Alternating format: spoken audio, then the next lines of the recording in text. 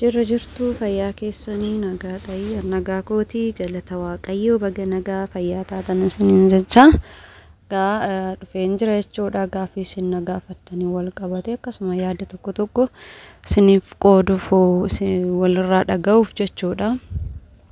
Namoonni baay'een keessan meeqa si fixee kushiinaan kee baay'ee bareedaa nu ibsimee meeqa si fixee naan jettanii garuu kushiinaan koo hin laxxafamne akkuma argitan kana jira ganaa laxxafuufi jechuudha. Walumaan ilaallachuudha wanta hundumaa egaa hammam si fixee warri jettanii manni kuni luukii 17 jechuudha. Luukii 17 kuni 130 qorqorroo herreeguu dandeessu jechuudha. 130 jechuudha qorqorrooni. Akkasuma bismaarii jettu garuu mukni filxiin kun kan itti naqame kuni dura jira jechuudha. Jalqaba akkuma argitan mukni jira ture. Muka saniinan jechuudha isa kana inni jedhe garuu muknuyyuu jechuudha gara 7,000 oliiti jechuudha kan chirchaaroo bitame chirchaaroo osoo hin ta'ini akkasumatti jilmaa dhaabbataa bitame baadiyyaatti jechuudha falaxanii asitti naaf ergan jechuudha makiinadhaani. Yeroo sana dhugaa dubbachuuf munni baay'ee ture kana caalallee ni ijaara ture manallee garuu ni beekna rakkoo keenya nu hin bobeessina ani bobeessutti fixe jechuudha. Kanaayyuu hin bobeessume bobeesseetuma hin fixu muka kana jedhee tanan jechuudha. Kushiinaa kanarra oolche. Kanaafuu immoo haala kanaan ta'ee jira ammas gaafa laxxafnu soolumaan laallasiniin jechuun jaaladha. Walumaa galatti qorqorroon 630 herreegaa siniin jedha. Akkasumas kan munni dura 7,000 bitamee lafa jira mun 7,000 bitamee jechuun ani yeroo san hin jiru akkas jechuudha kan bitame baadiyyaatti kan fe'isiise isaanuma ani muka asumatti arge jechuudha dhufnaane. Egaa kanchiinillee kanchiin tokkichi 300 jechuudha. Maagaraan immoo 150 80 akkuma mukni waltaruun jechuudha. Sinigalee walumaa galatti ani mallaqni ani amma muka malee jechuudha. Muka malee qorqorroo jedhee mismaarii jedhee harka jedhee waa hunda rabbi isaanii haa tolu harka akkanumatti naaf hojjetanii waan ta'eef harki hin reegamu harka sin qabu jechuudhaani. Walumaa galatti kara 30 tana fixe jedhee nan yaada jechuudha. Mismaarii jedhee muka kanchii maagaraa kan gubbaarraa jedhee qorqorroo jedhee mismaarii jedhee hangamuyyuu miti jechuudha. Harka osoo hin herreegin mukas baay'ee osoo hin herreegin muka kanchii maagara kanneen herreegee 30 jechuudha. Mukni qorqorroon immoo gimmaashni akkuma argitan ka'ee jira mitiree haxiriin amma ta'e tokko maazaniin tokko haxiriin ka'ee jira. Gimmaashni suma gimmaasha moonan bite jechuudha. Akkasitti jechuudha malaani malee wanta hunda akka inni widdii jirutti oluma fuudhee biteetii miti jechuudha.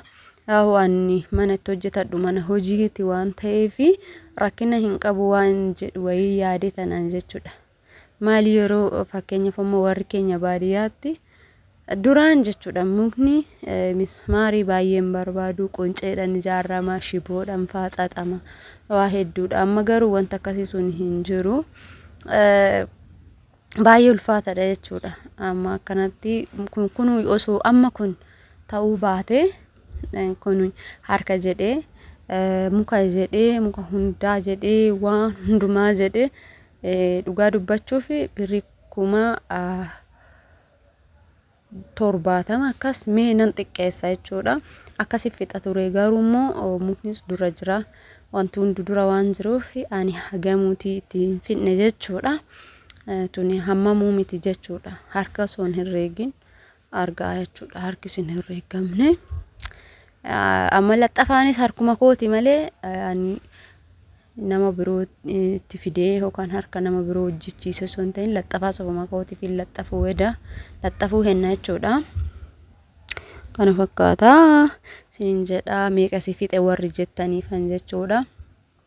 Egaa isin nama fakkeenyaaf luukii 17 nan bita yoo jettan fakkii luukii 20 bitaa kushinaadhaa yoo jettan herreegachuu dandeessu jechuudha 630 amma immoo waddadaatuma deema jechuudha qorqoorroon 630 irraa ida'uu akkasumatti jettanii mismaariin jira mukni jira mukni immoo ittiin kan itti naqan malee kanchiin jira kan maagaraan jira mismaarii dhugaa dubbachuuf mismaarii qallaluma isin fixu nama fixu jechuudha baay'ee nama fixa mismaariin baay'ee nama fixa mismaaruma jechuun dandeessu man ijaarramu walumaa galattuu jechuudha baay'ee tokko nama fixa mismaarii sirritti baay'ee tokko guddiidha jechuudha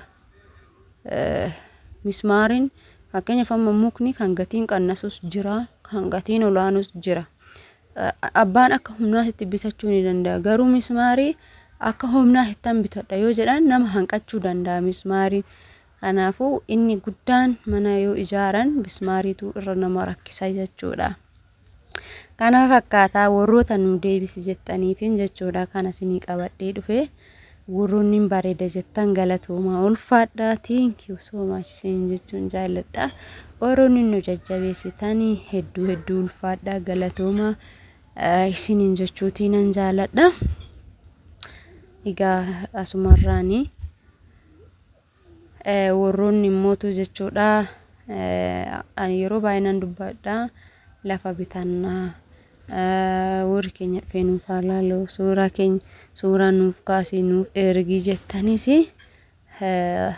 siniif nan erga jechuudha wanta hundumaa irra deemee laalee siniifis viidiyoo sinii hojjedhe akkasumas immoo keessanis warra barbaadaniif siniif suuraa kaasee lafa saata uummanna siniif ergee bakka siniif ta'utti bitachuutii ni dandeessu siniin jedha waaqayyo sinillee sinaa gargaaru sinin jechuutiin jaalladha walumaa galatti lafa naani qabdee dhufe akkasuma warri mana kana faaraa kaasaa yoo jiraata sabskraabii seeri laayifii jechuudhaan ni jajjabeessaa